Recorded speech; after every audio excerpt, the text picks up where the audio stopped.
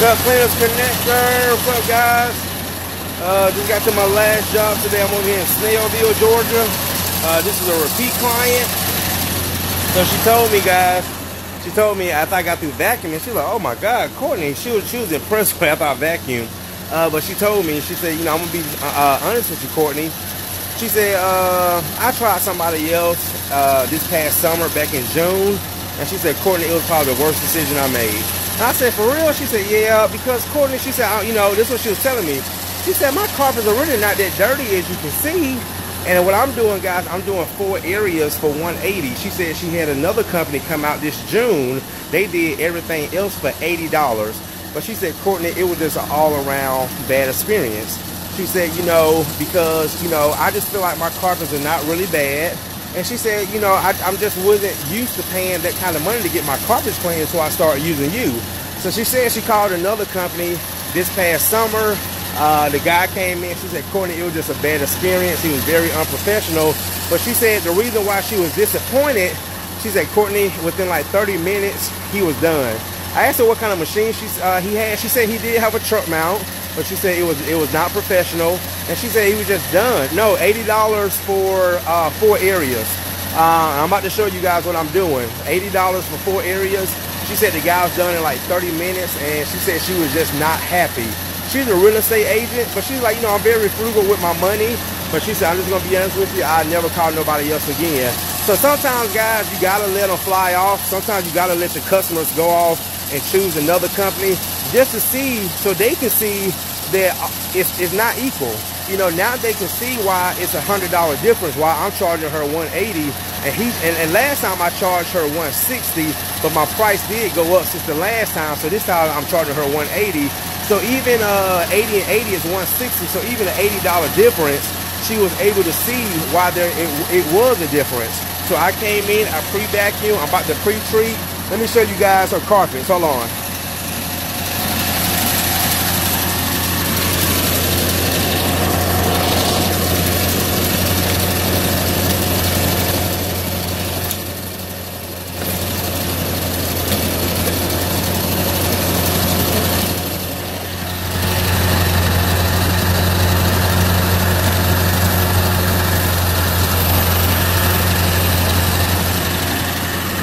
Show you guys the carpets. Yep, that's it, Jeffrey. His splash and dash. This is what he did for 80 bucks. And again, guys, there's nothing wrong with that business model, because I will say for $80, he shouldn't have been in here no more than about 45 minutes. So I'll show you guys what he did.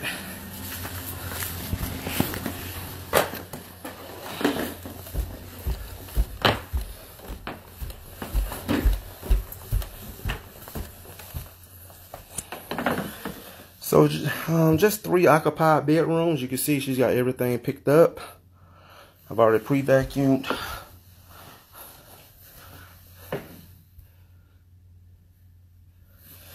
And then this little hallway and the stairs, I just counted as 1 area. And then her masters.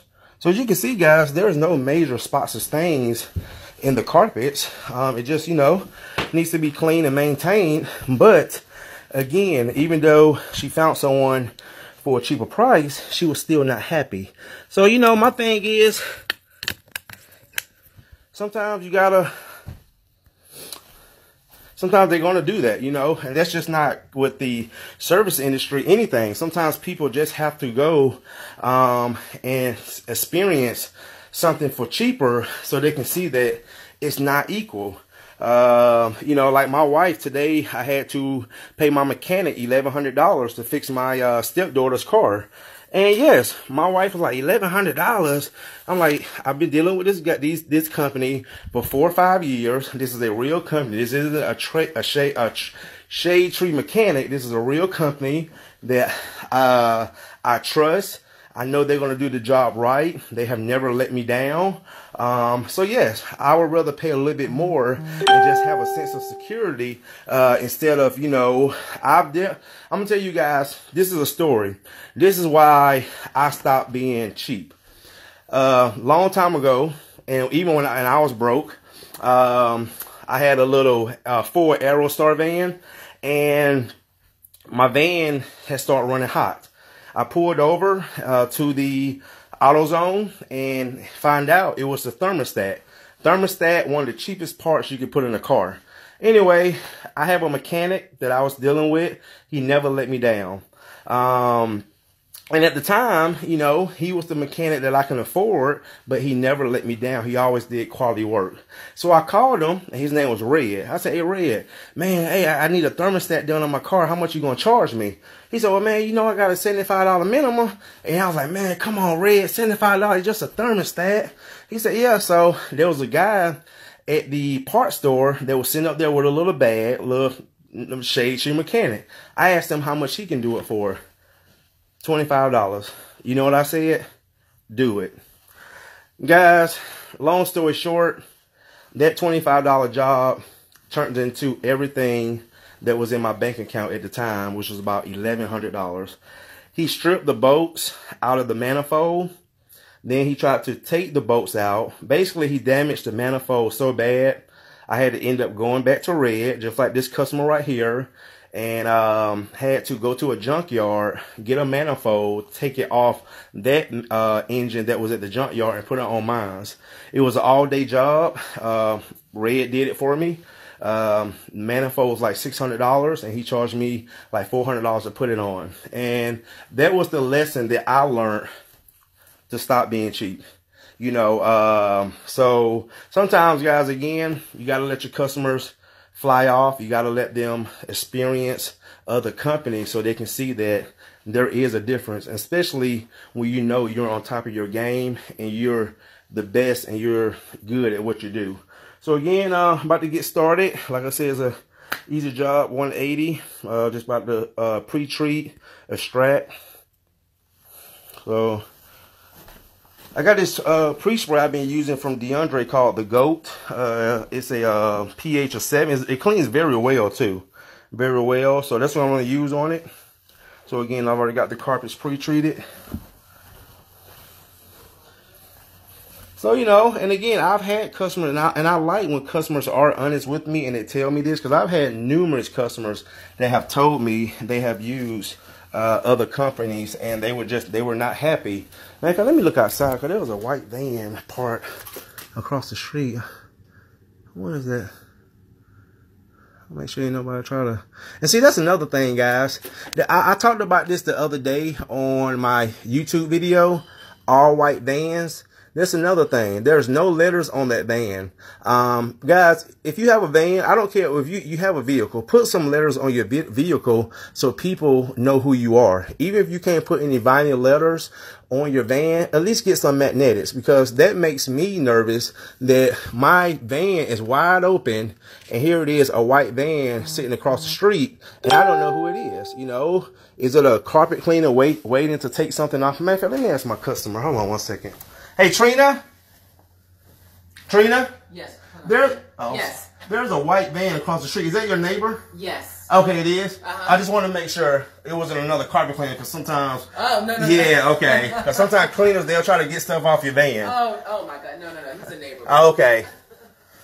So, yeah, okay, guys. So, but yeah, man, if you have, you know, whatever work vehicle you have, man, get some magnetics. Put them on there, get you about 2 or 3 sets, because eventually they are going to fall off. I lived in a subdivision when I first got my old Ford van, and you couldn't have commercial vehicles on the property, and anything that was lettered was considered a commercial vehicle. So what I would do, Ruben, you crazy. So what I would do, I would get some big, gigantic,